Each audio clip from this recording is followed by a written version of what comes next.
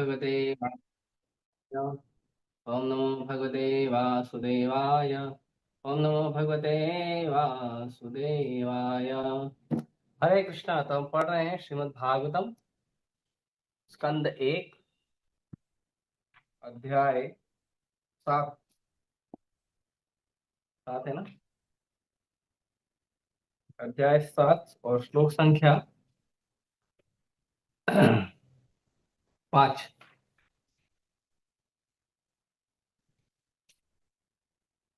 5 हो गया था ना?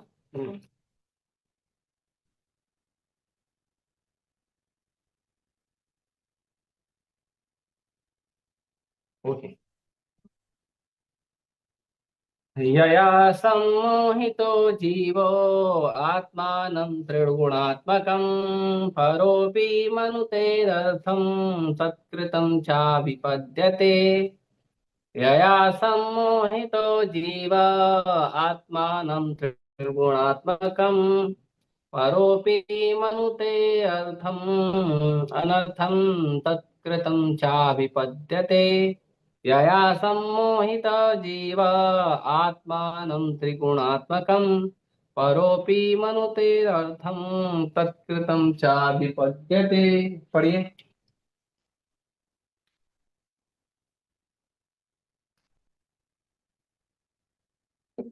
पढ़िए।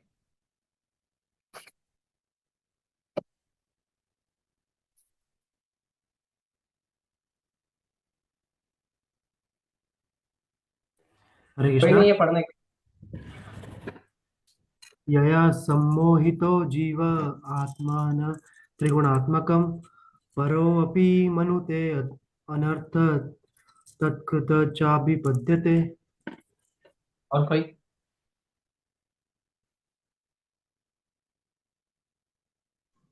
हरे कृष्ण प्रभु जी। हम्म। यया सम्मोहितो जीव आत्मानं त्रिगुणात्मकं करोति मनुते नर्तं तत्कृतं च विपद्यते। हरे कृष्ण। पढ़ो कृष्णा विनी। हरे कृष्ण प्रभु जी। यया हम्म। सम्मोहितो जीव आत्मानं त्रिगुणात्मकं परो विमनुते मृतं तत्कृतं साधितम्। और कोई? शब्दार्थ अनुवाद और तात्पर्य। कृष्ण कृपा मूर्ति अभय चरणाबंद भक्ति वेदांत स्वामी श्री प्रभुदेव श्री प्रभुपाद की जाए। यया जिससे सम्मोहिता मोहग्रस्त जीव जीवात्माएं आत्मानं स्व त्रिगुणात्मकम प्रकृति के तीनों गुणों से बद्ध अथवा पदार्थ का फल परह दिव्य अपि के होते हुए भी मनुते मान लेता है अनर्थम अनचाही वस्तुएं तत् उससे कृतम च प्रतिक्रिया अभिपद्यते भोगता है। जीवात्मा तीनों भौतिक गुणों से परे होते हुए भी इस बहिरंगी शक्ति के कारण अपने आप को भौतिक पदार्थ की उपज मानता है और इस प्रकार भौतिक कष्टों के फलों को भोगता है। हम तात्पर्य पूरा नहीं पढ़ेंगे, ठीक है, थोड़ा ही पढ़ेंगे क्योंकि इनका पहला तात्पर्य भी जो है वो बहुत बड़ा है और तात्पर्य पढ़ने जाएंगे तो लेक्चर समाप्त हो जाएगा। हम्म।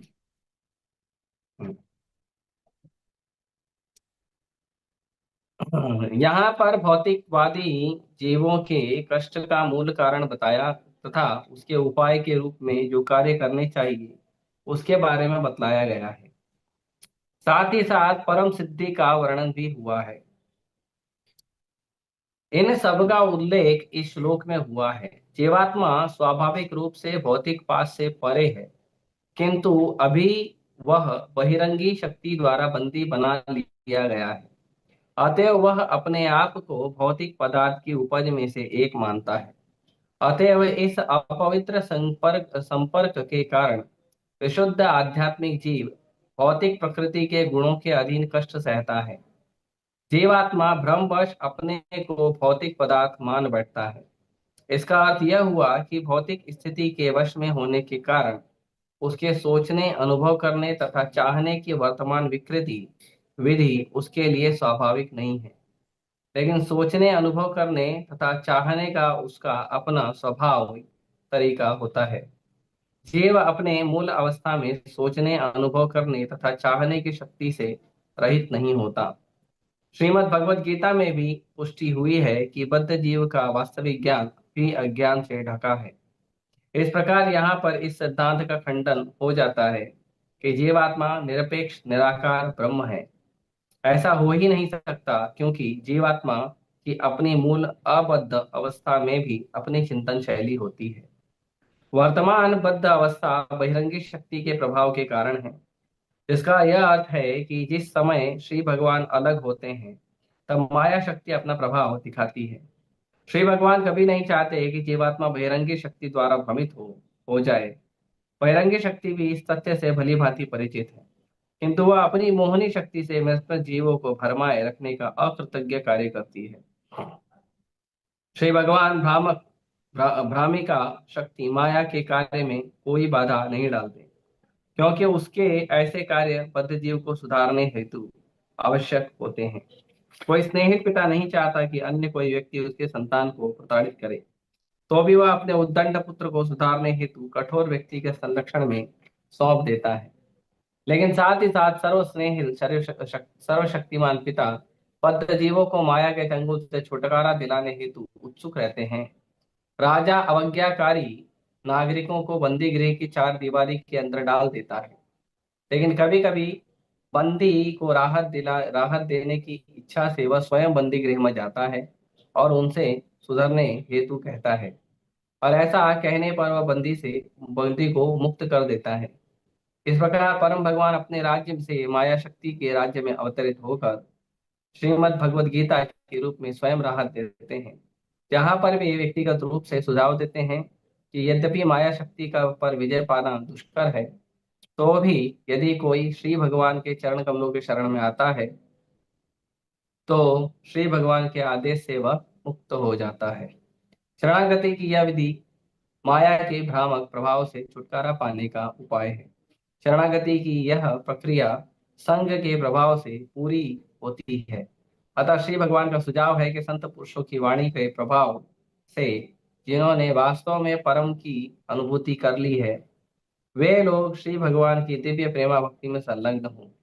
बद्धजीव को श्री भगवान के विषय में सुनने में आस्वादन मिलने लगता है, और इस प्रकार श्रवण करने से ही वह श्री भगवान के प्रति आदर, भक्ति तथा आसक्ति के पद तक ऊपर उठ जाता है। शरणागति की विधि से सब कुछ पूरा हो जाता है। यहाँ पर श्री व्यास देव जी के अवतार के रूप में श्री भगवान ने यही सुझाव रखा है। इसका अर्थ यह हुआ कि श्री भगवान द्वारा बद्ध जीवों का दोनों प्रकार से उद्धार किया जाता है। एक तो श्री भगवान की बहिरंगी शक्ति पर दंडित होकर, तथा दूसरी ओर श्री भगवान द्वारा अंतस्थ और बाह्य गुरु बनकर। श्री भगवान प्रत्येक जीव के अंतःकरण में परमात्मा रूप में गुरु बनते हैं, और बाहर से वे शास्त्रों, संतों तथा दीक्षा गुरु के रूप में गुरु बनते हैं। अगले श्लोक में इसकी अधिक स्पष्ट व्याख्या की गई है। ओम अज्ञानतिमिरान्धस्य ज्ञानाञ्जनशलाकया चक्षुरुन्मिलितं येन तस्मै श्रीगुरवे नमः। श्रीचैतन्यमनोभीष्टं स्थापितं येन भूतले स्वयं रूप कदा मह्यं ददाति स्वपदान्तिकं। वन्देऽहं श्रीगुरो श्रीयुतापदकमलं श्रीगुरोन् वैष्णवांश श्रीरूपं साग्रजातं सहगणरघुनाथान्वितं तं सजीवम् साद्वैतं सावधूतं परिजनसहितं कृष्ण चैतन्य देवं श्री राधा कृष्ण पादान् सह गण ललिता श्री विशाखान्वितांश नमो विष्णुपादाय कृष्ण पृष्ठाय भूतले श्रीमते भक्ति वेदांत स्वामी निति नामिने नमस्ते सारस्वते देवे गौरवाणी प्रचारिणे निर्विशेष शून्यवादी पाश्चात्य देश तारिणे नमो विष्णुपादाय कृष्ण पृष्ठाय भूतले श्रीमते भक्ति सिद्धांत सरस्वती नामिने श्रीवास भानवी देवी दयिताय कृपाब्दये कृष्ण संबंध विज्ञान दायिने प्रभवे नमः। माधुर्योज्वल प्रेमाढ्य श्रीरूपानुग भक्तिदा श्री गौर करुणा शक्ति विग्रहाय नमोस्तुते। नमस्ते गौरवाणी श्रीमूर्तये दीनतारिणे रूपानुग विरुद्धाप सिद्धांत द्वांतहारिणे नमो गौर किशोराय साक्षात् वैराग्यमूर्तये विप्रलम्बर सांबोधे पादाम्बुजाय ते नमः। नमो भक्ति विनोदाय सच्चिदानंद नामिने गौरशक्ति स्वरूपाय रूपानुगवराय ते गौराविर्भाव भूमि संनिर्दिष्टा सज्जन प्रिय वैष्णव सार्वभौम श्री जगन्नाथाय ते नमः। वाञ्छाकल्पतरुभ्यश्च कृपा सिन्धुभ्यैव च पतितानां पावनेभ्यो वैष्णवेभ्यो नमो नमः। नमो महावदन्याय कृष्ण प्रेम प्रदायते कृष्णाय कृष्ण चैतन्य नाम्ने गौतुषे नमः। पंचतत्वात्मकं कृष्णं भक्तरूप स्वरूपकं भक्तावतारं भक्ताख्यं नमामि भक्तशक्तिकं। हे कृष्ण करुणा सिंधु दीनबंधु जगतपते गोपेश गोपिका कांत राधा कांत नमस्ते। जयतां सुतरुर्पङ्गो ममामन्दमतिर्गति मत्सर्वस्य पादां पूजो राधा मदन मोहनो दिव्यद्वन्द्वारण्यकल्पद्रुमादः श्रीमद्रत्नागार सिंहासनस्थौ श्रीमद् राधा श्रीलगोविन्द देवो पृष्ठालि सेवमानुस्मरामि। श्रीमान् रासरसारम्भे वंशे वट्टट स्थितः कर्षन् वेणुसनैर्गोपी गोपीनाथाय श्रीसुनः तप्तकाञ्चन गौराङ्गी राधे वृन्दावनेश्वरी वृषभानुसुते देवी प्रणमामि हरिप्रिये। जय श्री कृष्ण चैतन्य प्रभु नित्यानंद श्री अद्वैत गदाधर शिवासादि गौर भक्तवृंद। हरे कृष्णा कृष्णा कृष्णा हरे हरे हरे राम राम राम हरे हरे।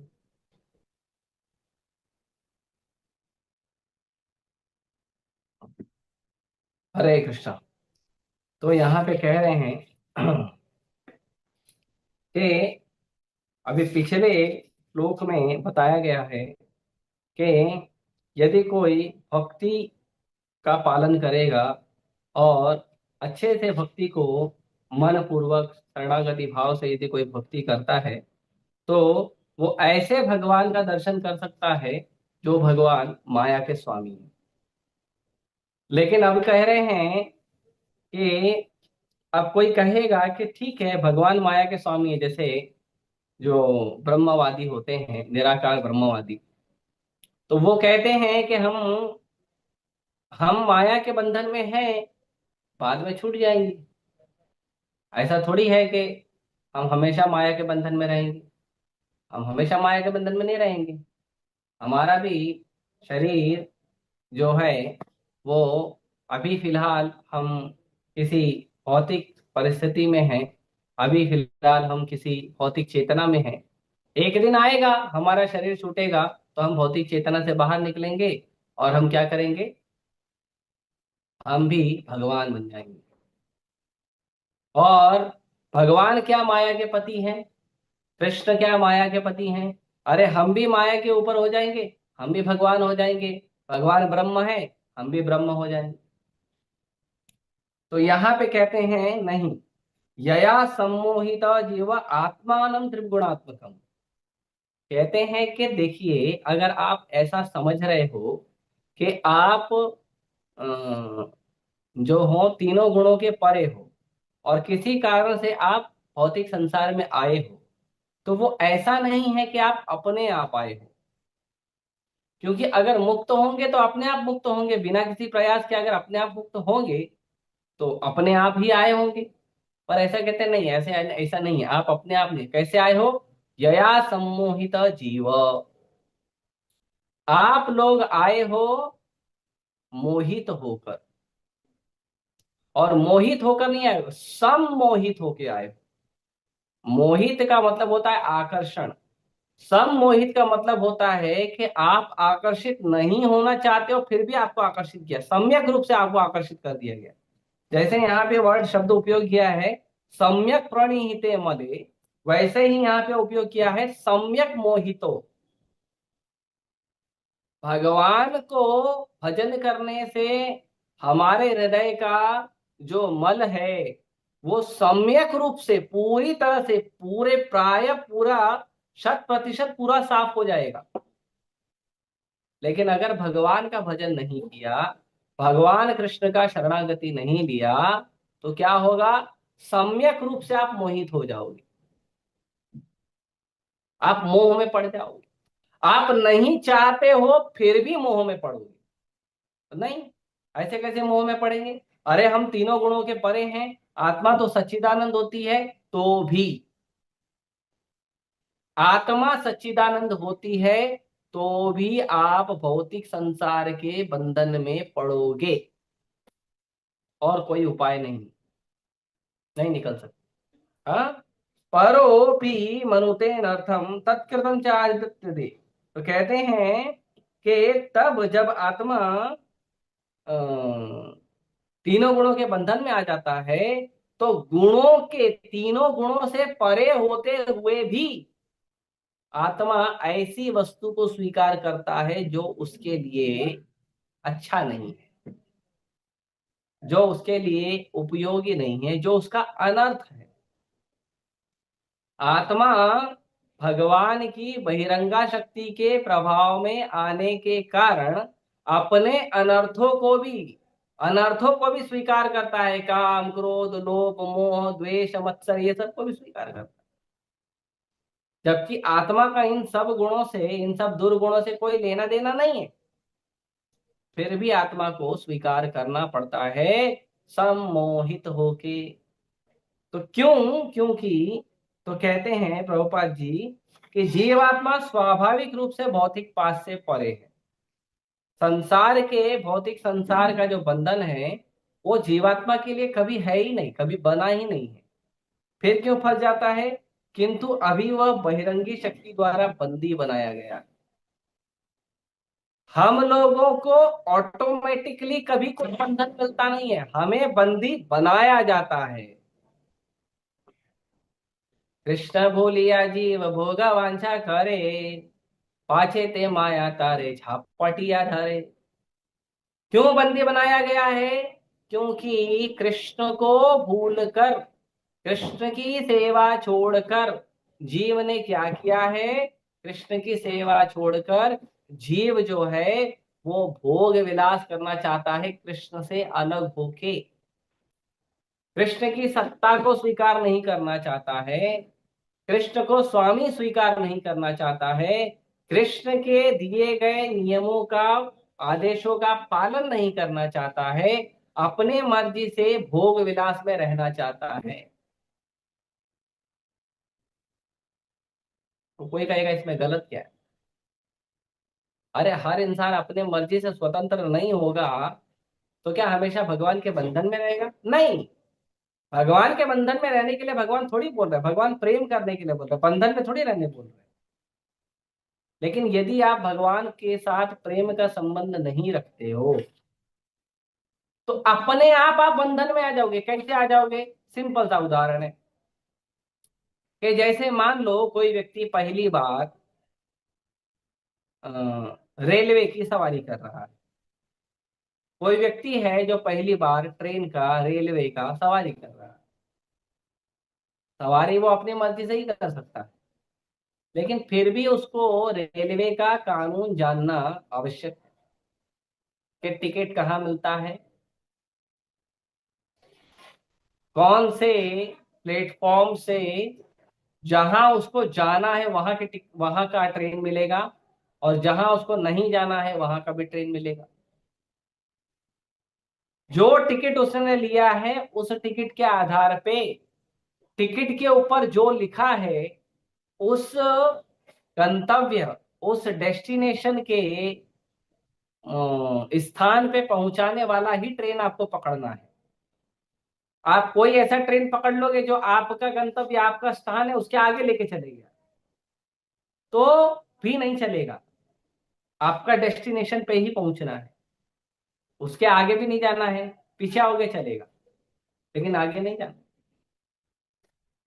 और अगर आप कहोगे कि मैं इंडिपेंडेंट रहूंगा तो आप अपने आप बंधन में आओगे। अगर आपको रेलवे का कानून पता होगा तो ईमानदारी से जाकर टिकट लोगे, प्लेटफॉर्म पे जाओगे, आप आपको जहां जाना है वहां का ट्रेन पकड़ोगे। और अगर आपको नहीं पता होगा तो ऐसे ही दौड़ते दौड़ ट्रेन पकड़ लोगे, फिर ट्रेन में टीसी पकड़ेगा, क्योंकि ट्रेन का तो नियम है, नियम सबको पालन करना है।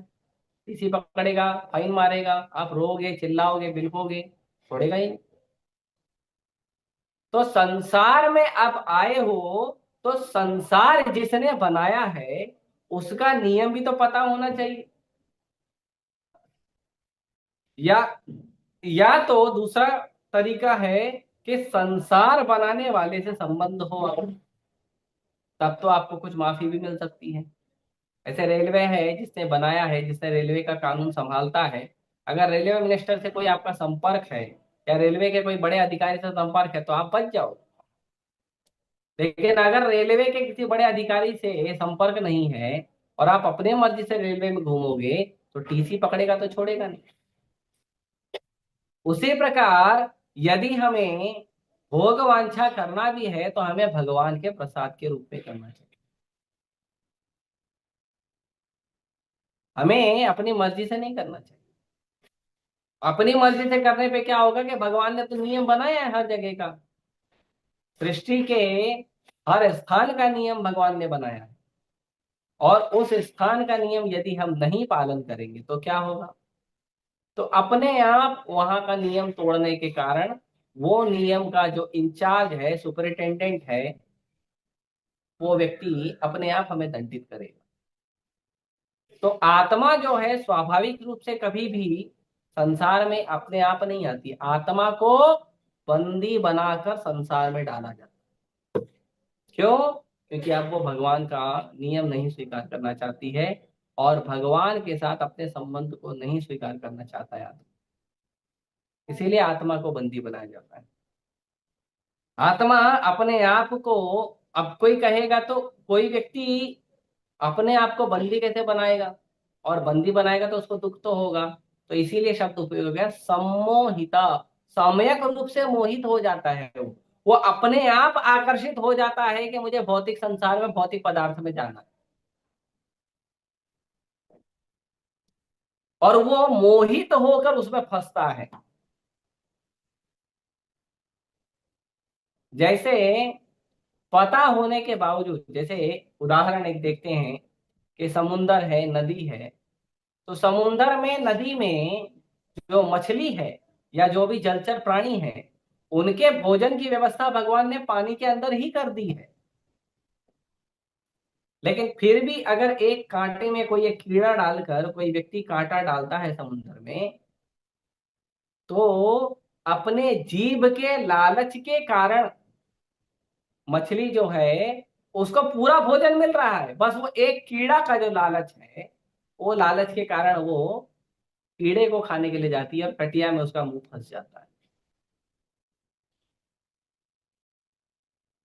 और जब फंस जाता है तो फिर मछली को उसके स्वाभाविक स्थान से, पानी से निकालकर भौतिक संसार में या उसे सुखमय परिस्थिति में लाया जाता है।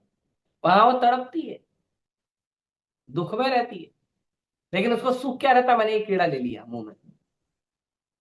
अरे कीड़ा अभी लिया है, बाद में मर जाएगी। तो मोहित होता है जीवात्मा जो है, अपने आप मोहित होता है।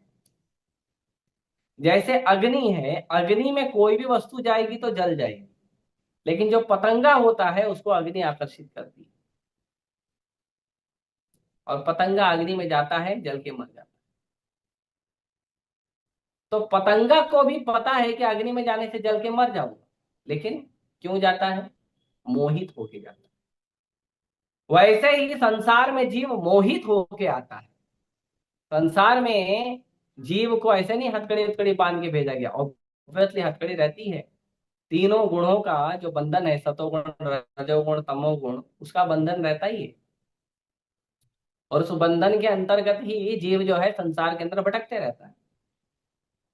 लेकिन जीव कैसे संसार में आता है? तो यया सम्मोहित जीव, सम्मोहित होके आता है सम्यक रूप से।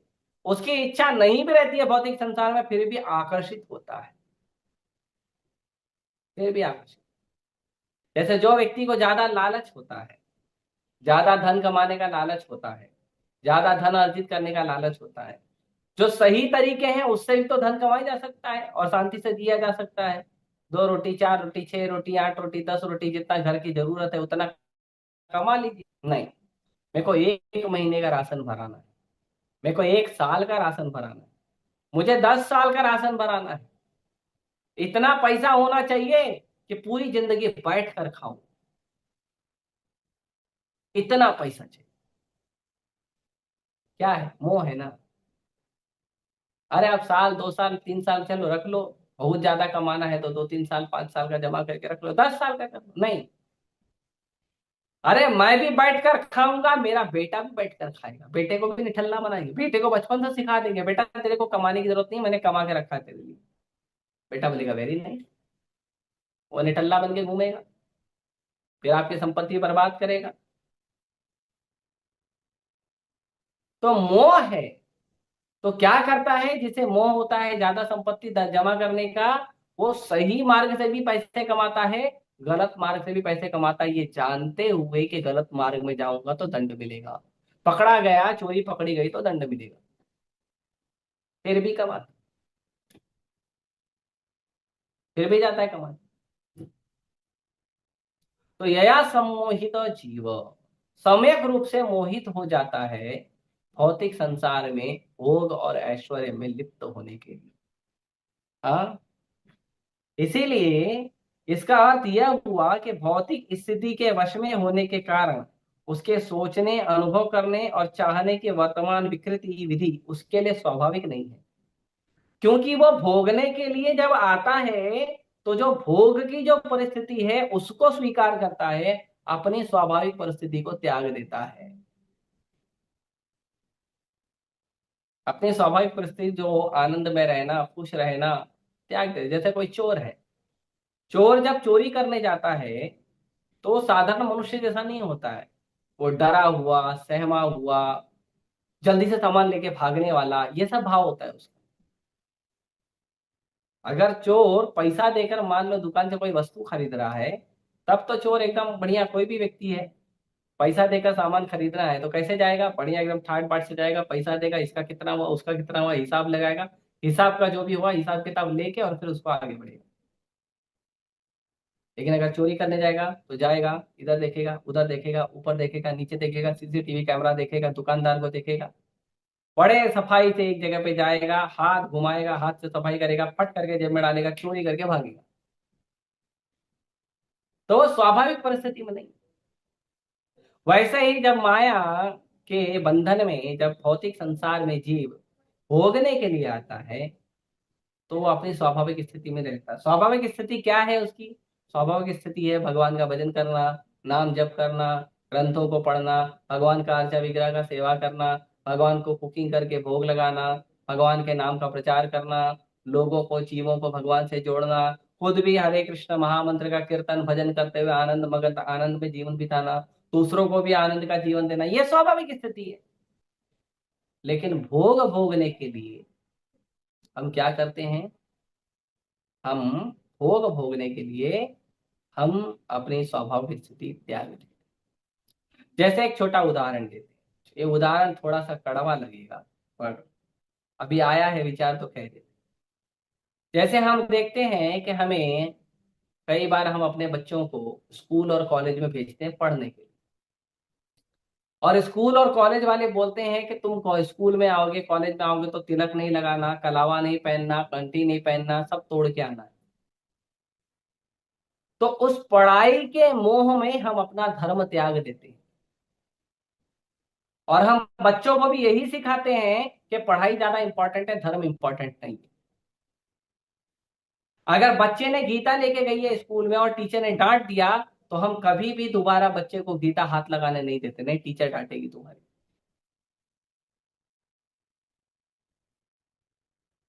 अगर कोई त्योहार है, कोई फंक्शन है, हमारा धर्म का कोई फंक्शन है, कोई त्योहार है, शिवरात्रि है, रामनवमी है, कोई मान लो त्योहार है, और उस दिन छुट्टी नहीं मिलती है स्कूल की, तो हम बच्चों को यही सिखाते हैं कि ठीक है, छुट्टी नहीं मिली तो मंदिर जाने की जरूरत नहीं है, धर्म को त्याग दीजिए।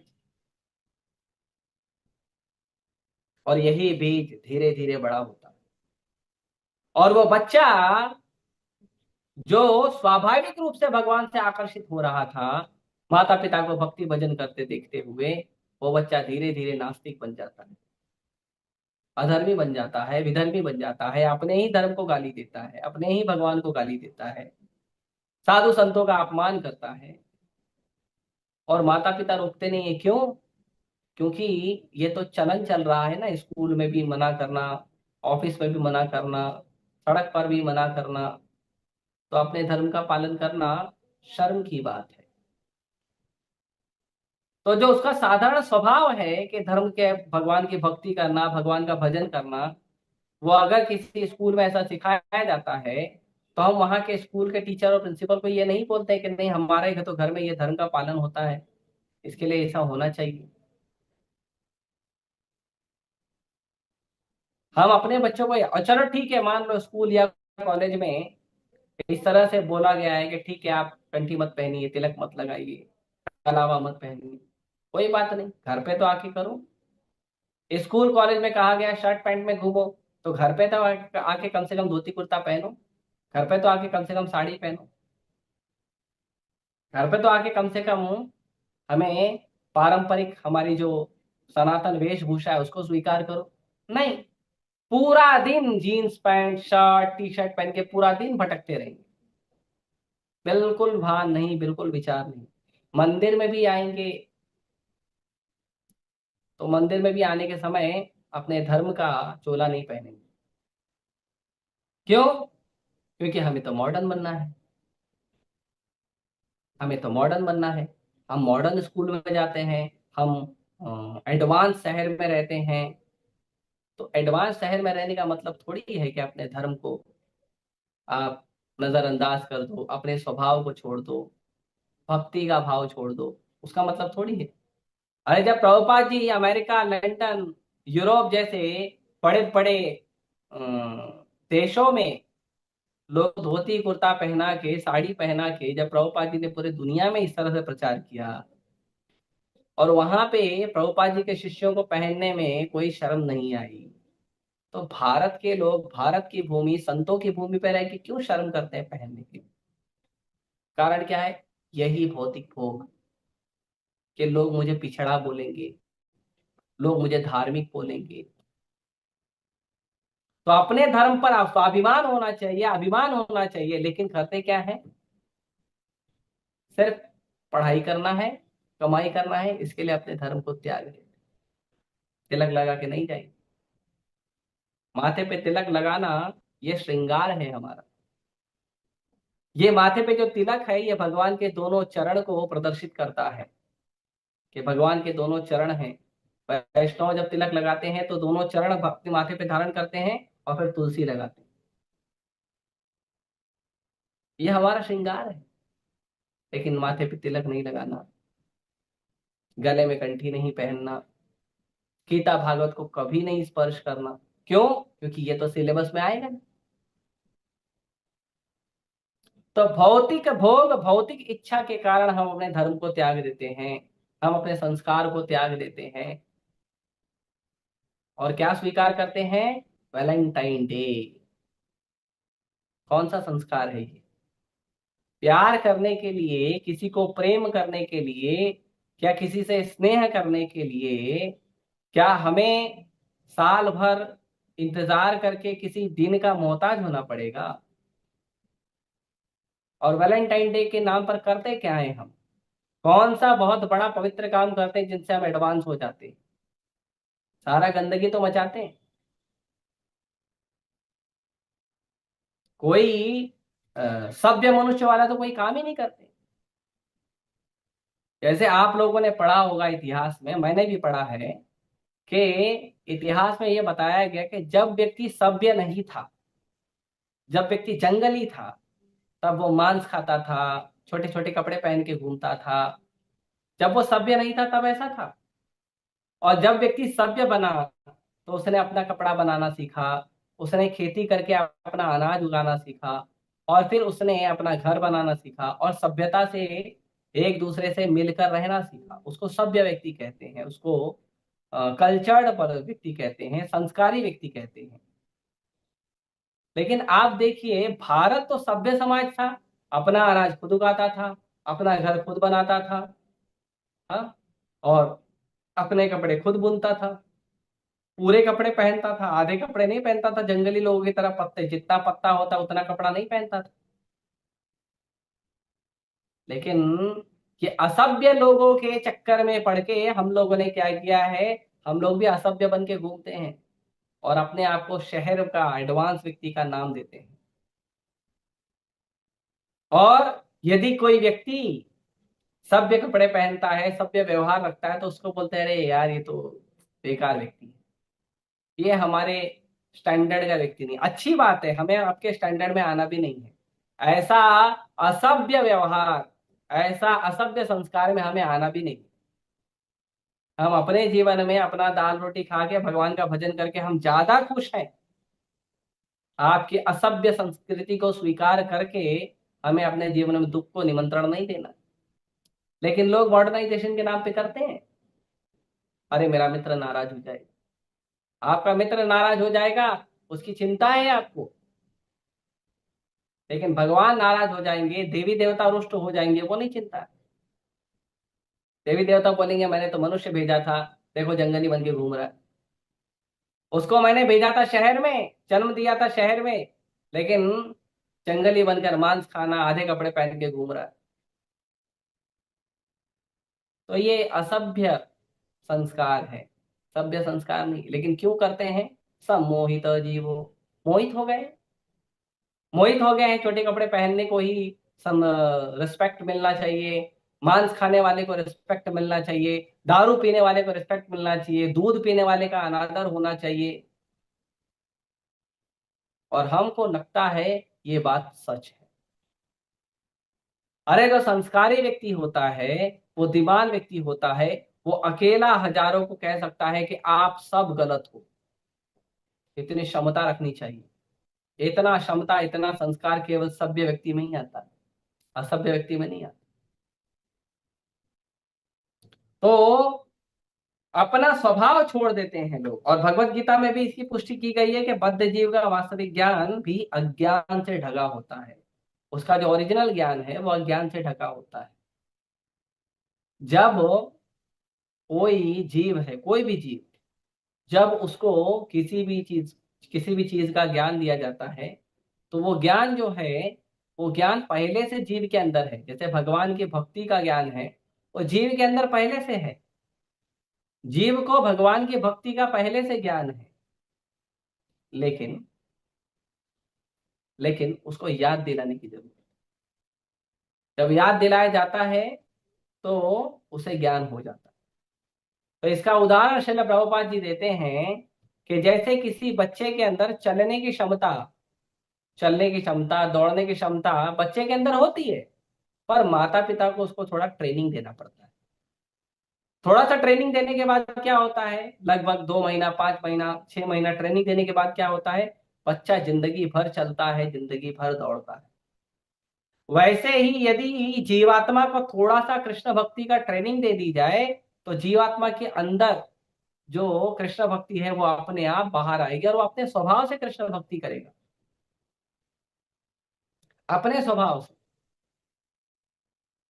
इसीलिए शास्त्रों में कहा गया है, नित्य सिद्ध कृष्ण भक्ति साध्य का गुनाय, श्रवण आदि शुद्ध चित्त करो या उदाय। तो जो कृष्ण भक्ति है वो नित्य सिद्ध है, पहले से हमारे हृदय में है। लेकिन ऐसे ही आपको पता नहीं चलेगा, उसके लिए मेहनत करना पड़ेगा। क्या मेहनत करना पड़ेगा?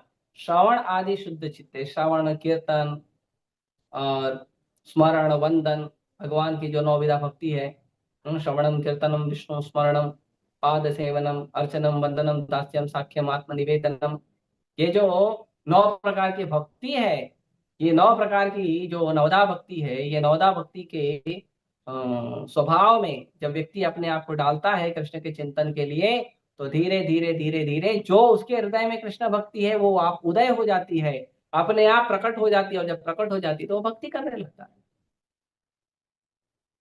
और जब तक प्रकट नहीं होती है तब तक वो माया के मोह में पड़ा रहता है। मेरा कपड़ा, मेरा घड़ी, मेरा मोबाइल, मेरा घर, मेरा ऑफिस, मेरा दुकान, मेरा देश, मेरा शहर, मेरे माँ बाप, भाई बहन, मेरे दादा, मेरे दादी, मेरा दोस्त, मेरा मेरा मेरा मेरा करते। अरे कृष्ण भी तुम्हारे ही हैं, कृष्ण भी तुम्हारे ही हैं, और तुम भी कृष्ण के ही हो। वो क्यों भूल जाते हो? तुम्हारे माता पिता भाई बहन भी तुम्हारे हैं, ऑफिस दुकान डलिया भी तुम्हारा है, घर भी तुम्हारा है, शहर भी तुम्हारा है, देश भी तुम्हारा है, दुनिया भी तुम्हारी है, कृष्ण भी तुम्हारे ही है भैया। कृष्ण पराये नहीं है। कृष्ण तुम्हारे पिता हैं। पितामहस्य जगातो माता दाता पितामह। कृष्ण तुम्हारे पिता हैं। कृष्ण तुम्हारी माँ है। कृष्ण तुम्हारे पितामह हैं।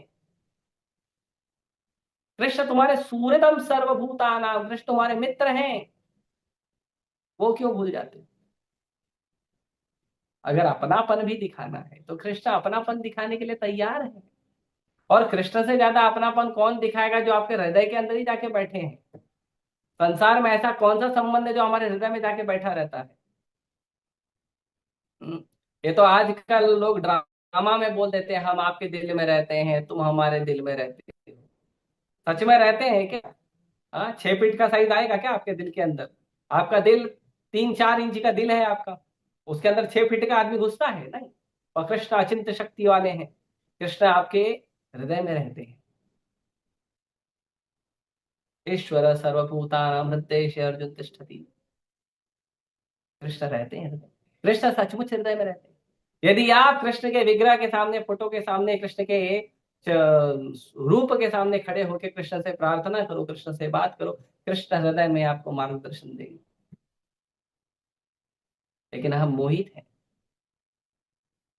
हम मोहित हैं। हम कृष्ण के समान ही गुण रखते हैं, लेकिन कृष्ण से दूर होकर, अपने भोग और अपने विलास के कारण कृष्ण से दूर होकर, हम लोग जो कष्ट हमें नहीं मिलना चाहिए उस कष्ट को भी भोगने के लिए तैयार हैं। ये हमारी परिस्थिति है। हाँ? क्यों कृष्ण ऐसा करते हैं? क्यों? अगर कोई कहेगा कि कृष्ण माता है, पिता है, बंधु है, तो कृष्ण अपने बच्चों को संसार के दुख में जाने के लिए क्यों छोड़ देते हैं? उत्तर उत्तर प्रभुपाद जी देते हैं, कोई स्नेहिल पिता नहीं चाहता है कि अन्य कोई व्यक्ति उसके संतान को प्रताड़ित करे। कोई भी पिता, कोई भी माँ नहीं चाहती है कि माँ और बाप के सिवा कोई भी दूसरा व्यक्ति उसके पुत्र को प्रताड़ित करे, कष्ट दे। नहीं चाहते। लेकिन फिर भी दंड देने के लिए, उसको सुधारने के लिए दंड देना आवश्यक है। यशोदा मैया खुद डंडा लेके दौड़ी थी और खुद बांध दी थी भगवान को। क्यों? क्योंकि गलती करता है। आज गलती करेगा, कल बड़ा चोर बनेगा, डकैती करेगा, नाम खराब करेगा, इसके लिए खुद दंड दी। हम भी देखते हैं, बच्चों को ट्यूशन में भेजा जाता है, बच्चों को किसी नर्स को दिया जाता है कि भैया इसको सुधारिए। बोर्डिंग में डाला जाता है, सुधार गृह में डाला जाता है कि बच्चा हमारा नहीं सुन रहा है, ठीक से बात नहीं करता है, ठीक से व्यवहार नहीं करता है। तो बच्चों को सुधार गृह में डाला जाता है, जहाँ बच्चों को सुधारा जाता है। तो माँ बाप अपने हाथ से, अपने आप से खुद बच्चों को सुधार सुधार गृह में डालते हैं कि बच्चा सुधरे, अच्छा व्यक्ति बने, माता पिता का, धर्म का, संस्कार का नियम पालन करे। ये माता पिता खुद करते हैं जानबूझ के। दूसरा उदाहरण प्रभुपाद जी देते हैं कि जैसे किसी भी देश के हर एक नागरिक होते हैं, तो नागरिक तो सब समान है, लेकिन उसके बावजूद जेल बनाया जाता है, कारागार बनाया जाता है। क्यों बनाया जाता है? कि जो व्यक्ति देश के नियम को स्वीकार नहीं करना चाहता है, उस व्यक्ति को जेल में डाला जाता है। तो उसी प्रकार जो व्यक्ति भगवान की सत्ता को स्वीकार नहीं करता है, वो व्यक्ति माया के पास में आता है। जैसे ही वो कृष्ण से दूर जाने का भाव रखता है, कृष्ण तुरंत बोलते हैं माया को, जाओ संभालो, नहीं तो वो बहुत ज्यादा कष्ट सहेगा। तो माया भी जो हमें पकड़ती है और कष्ट देती है, वो भी माया की कृपा है। और यहाँ पे प्रभुपाद जी लिखते हैं,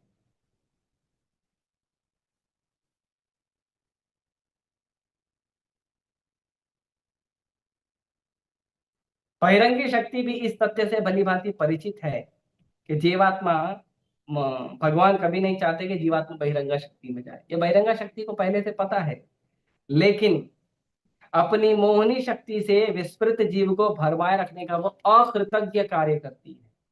थैंकलेस जॉब। भगवान कहते हैं माया का काम क्या है, प्रभुपाद जी कहते हैं माया का काम है थैंकलेस जॉब। वो हमें जो पीटती है, मारती है, कष्ट देती है, वो इसलिए देती है कि तो हम कृष्ण के पास जाएं, संसार में ना रहें, संसार के मोह से, संसार के आसक्तियों से छूट कर कृष्ण के पास जाए, ये इसीलिए माया दंड देती है। भगवान कहते हैं भगवत गीता में, दैवी ऐसा गुणमयी मम माया दुरत्यया, कि भैया देखो जो मेरी माया है वो बड़ी दुर्दैवी है, तो उसका छुटकारा कैसे। और भगवान बोलते हैं बड़ा सिंपल है, मेरे पास आ जाओ, छोड़ देगी। माँ में ये प्रपद्यन्ते माया में तम तरंती थे, मेरे पास आ जाओ, माया ऐसे ही छोड़ देगी तुमको। तुमको माया से छुड़ने के लिए अलग से प्रयास नहीं करना पड़ेगा। लेकिन माया ये थैंकलेस जॉब करती है, भगवान के बच्चों को कष्ट देती है। भगवान को पसंद नहीं है कि भगवान के बच्चों को कष्ट हो, माया को भी पसंद नहीं है कि भगवान के बच्चों को कष्ट हो, लेकिन भगवान का बच्चा सुनता नहीं है तो क्या करे, कष्ट देना पड़ता है। तो माया ये थैंकलेस जॉब, अकृतज्ञ कार्य करती है और हमें कष्ट देती है। लेकिन चाहे माया हमें कष्ट दे या भगवान और भगवान की अंतरंग शक्ति हमें प्रेम दे, दोनों ही हमारे लिए लाभकारी है। दोनों में ही हम चाहे कष्ट सह के, चाहे प्रेम प्राप्त करके कृष्ण भक्ति की ओर धीरे धीरे धीरे धीरे आगे बढ़ते हैं। ये भगवान पूरा नियोजन करते हैं। तो कहते हैं कि यदि शरणागति प्राप्त कर ली जाए भगवान की तो माया छोड़ देगी। शरणागति क्या है, तो शरणागति की ये प्रक्रिया संग के प्रभाव से पूरी होती है। संग मिलना चाहिए, संग मिलेगा तो ये हमारा जो अ, भक्ति है या जो हमारा सुधार है वो जल्दी होगा। क्या संग मिलना है, तो कहते हैं अतः श्री भगवान का सुझाव है कि संत पुरुषों की वाणी के प्रभाव से जिन्होंने वास्तव में अनुभूति कर ली है, वे लोग श्री भगवान के दिव्य प्रेमा भक्ति में संलग्न हो। बद्ध जीव को श्री भगवान के विषय में सुनने में आस्वादन मिलने लगता है और इस प्रकार श्रवण करने से ही वह श्री भगवान के प्रति आदर, भक्ति तथा आसक्ति के पद तक ऊपर उठ जाता है। क्या करना पड़ेगा, भगवान हमें सुधरने के लिए क्या करना पड़ेगा, शरणागति के लिए क्या करना पड़ेगा, तो भगवान बोलते हैं बड़ा सिंपल है। जो मेरे भक्त लोग हैं ना, जो मेरी भक्ति करते हैं शरणागति भाव से, उन भक्तों के पास जाइए और उन भक्तों के साथ बैठकर भगवान के नाम का, रूप का, गुण का, लीला का कथा चर्चा करिए, कथा सुनिए, सुनाइए, लोगों को प्रचार करिए, खुद को प्रचार करिए। और ऐसा करने से क्या होगा, भगवान के लिए हमारे हृदय में श्रद्धा होगी, भक्ति होगी, और श्रद्धा होने से भगवान के लिए, भक्ति होने से भगवान के लिए, आदर होने से भगवान के लिए, भगवान के प्रति आसक्ति होगी और अपने आप हम मुक्त हो जाएंगे माया से। इसके लिए हमें कोई बहुत कष्ट का कार्य नहीं करना है, आनंद से बैठ के भगवान की कथा सुनना है बस। तो जब ये कार्य करेंगे तो धीरे धीरे हो जाता है। फिर जीव जो है बहिरंगा शक्ति द्वारा दंडित न होकर जीव क्या करता है, भक्ति की ओर आगे बढ़ता है। आगे कहते हैं कि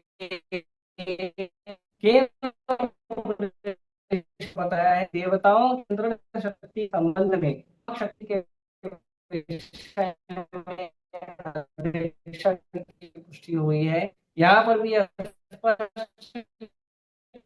कहा गया है कि जीवात्मा बहिरंगी शक्ति द्वारा व्यक्तिगत रूप से नियंत्रण भगवान को तो माया नहीं पकड़ सकती, क्योंकि भगवान माया के स्वामी, जब भगवान माया के स्वामी हैं,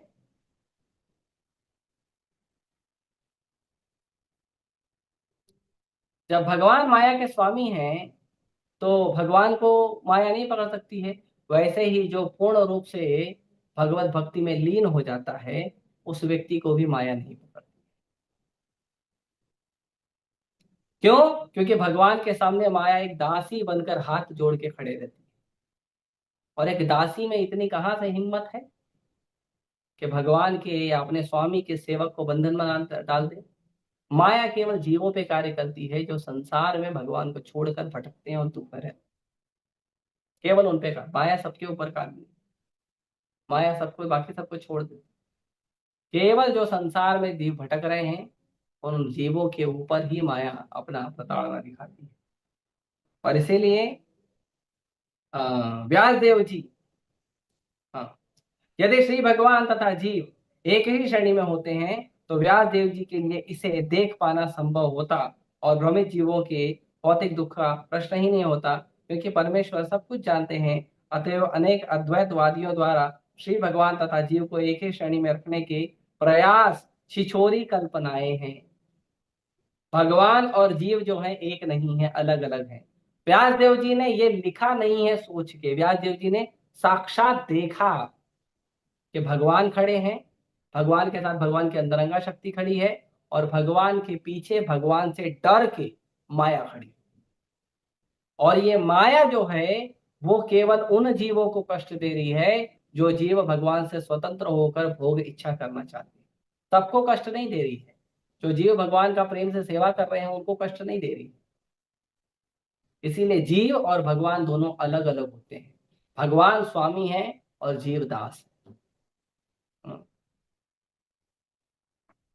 और इसीलिए सुखदेव गोस्वामी ने भगवान की लीलाओं का वर्णन किया है। नहीं तो अगर एक सामान्य व्यक्ति के कार्यकलाप होते तो सुखदेव गोस्वामी और व्यास देव जी को क्या फर्क पड़ता है? एक सामान्य व्यक्ति कुकर शुकर की तरह पैदा होकर मर जाता, उसकी क्यों लीलाएं लिखेंगे? लेकिन भगवान दिव्य हैं। भगवान कहते हैं, स्वयं भगवद्गीता में कहते हैं, जन्म कर्म च मे दिव्यम एवं योति तत्वतः। मेरा जन्म मेरा कर्म दिव्य है, भगवान कहते हैं। तो भगवान का जन्म भगवान का कर्म दिव्य है। तो ऐसे दिव्य भगवान के लिए ही व्यास देव जी ने भागवतम लिखा और सुखदेव गोस्वामी ने भागवतम का वर्णन किया। हाँ? श्रीमद् भागवतम माया के चंगुल में कष्ट पाने वाली मानवता के लिए रामबाण उपाय है। किसी भी व्यक्ति को अगर माया से बाहर निकलना है, श्रीमद् भागवतम का आश्रय लीजिए। अतएव श्री व्यास देव ने सर्वप्रथम बद्ध जीवों के वास्तविक रोग का पता लगाया है, जो है बहिरंगी शक्ति द्वारा भ्रमित होना। उन्होंने उन पूर्ण परम पुरुष के भी दर्शन किए जिनसे माया शक्ति बहुत दूर रहती है। यद्यपि उन्होंने रुग्ण बद्ध जीवों तथा रोग दोनों के कारण को देखा। रोग की उपचार की विधियां अलग अगले श्लोक में सुझाई गई है।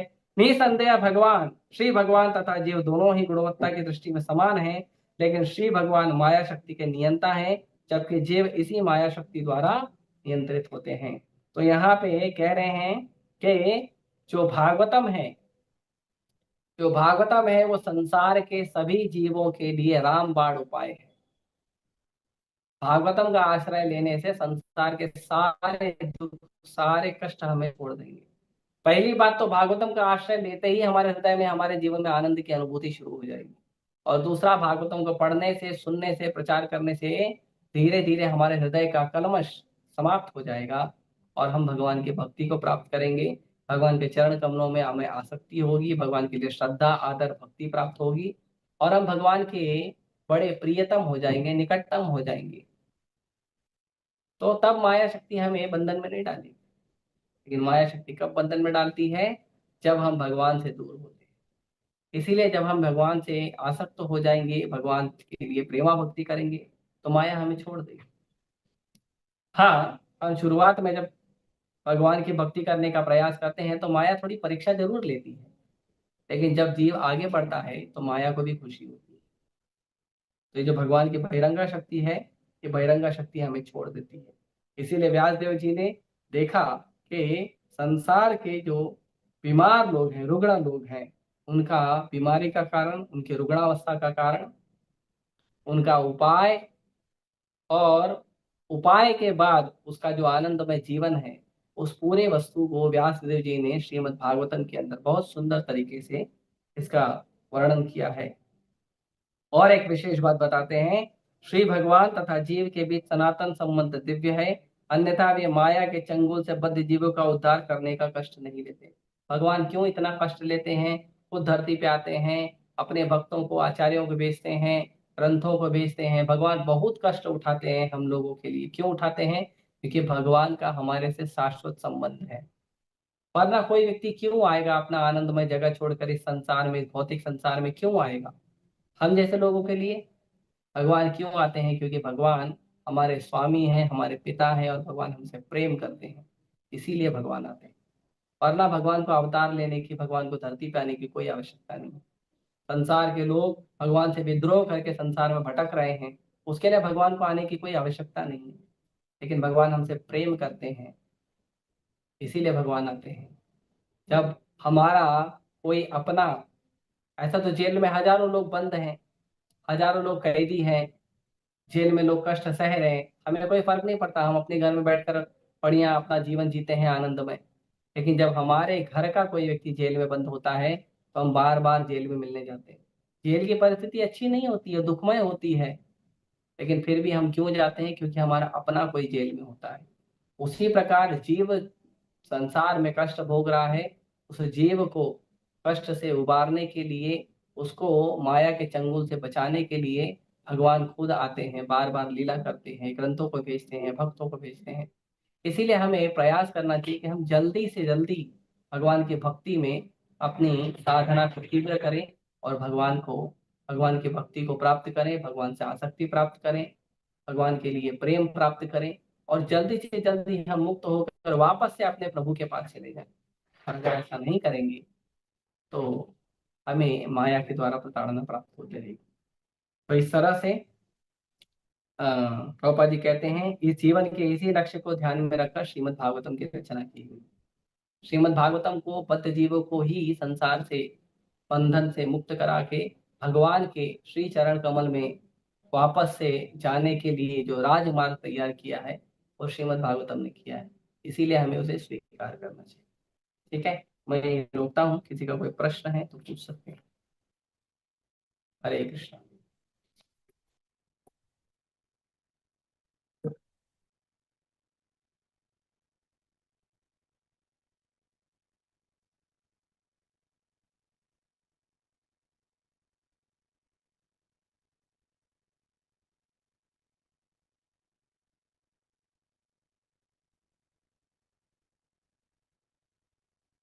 धन्यवाद भाई। ठीक है, किसी का कोई प्रश्न नहीं है तो हम यहीं रोकते हैं। आप सभी का बहुत बहुत धन्यवाद। धृतराष्ट्र श्रीमद् भागवतम की जय, श्री प्रभुपाद की जय। हरे कृष्ण।